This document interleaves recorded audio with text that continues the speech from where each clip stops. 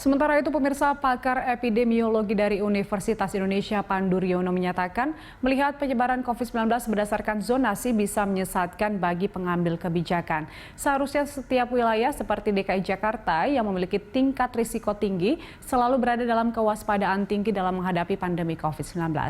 Dengan cara ini, maka segala cara akan dilakukan untuk menerapkan protokol kesehatan demi menekan penyebaran COVID-19.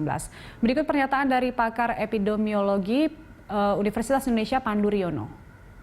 DKI itu memang daerah yang sangat tinggi risikonya. Jadi pemerintah DKI sebaiknya tidak menggunakan istilah zona hijau atau zona merah atau zona kuning. Kita selalu berada di tingkat kewaspadaan yang tinggi. Jangan gunakan istilah zonasi karena itu menyesatkan.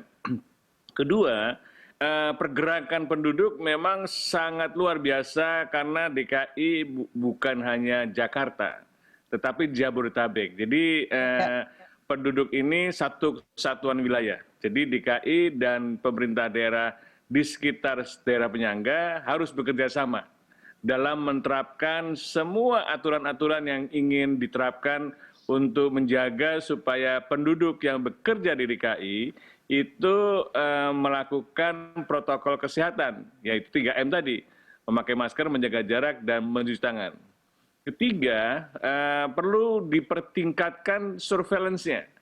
Tesnya sudah bagus sekali, sudah bagus, tapi masih terus. Dan yang bagusnya juga harus tambah dibantu teman-teman pemerintah daerah di Jabodetabek. Dan yang paling penting dari surveillance bukan hanya tes, tapi pelacakan kasus. Jadi pelacakan kasusnya setiap terkonfirmasi itu harus dilacak paling tidak bisa lebih dari 30 orang yang pernah kontak. Masih bisa ditingkatkan. Ya pertama jangan pakai zonasi. Jangan zonasi, anggap aja Jakarta itu merah semua. Dengan demikian, dengan Jakarta merah, tingkat kewaspadaannya tinggi. Dimanapun kita berada di wilayah Jakarta, kita harus waspada. Ini kan nggak bisa virus itu dizonakan, tuh nggak bisa. Itu yang punya ide zonasi itu menurut saya bisa menyesatkan banyak pengambil keputusan. Bahkan sekolah hanya diizinkan pada zona hijau, zona kuning. Ternyata banyak klaster-klaster sekolah sekarang. Jadi jangan sekali-sekali mengambil kebijakan berdasarkan zonasi.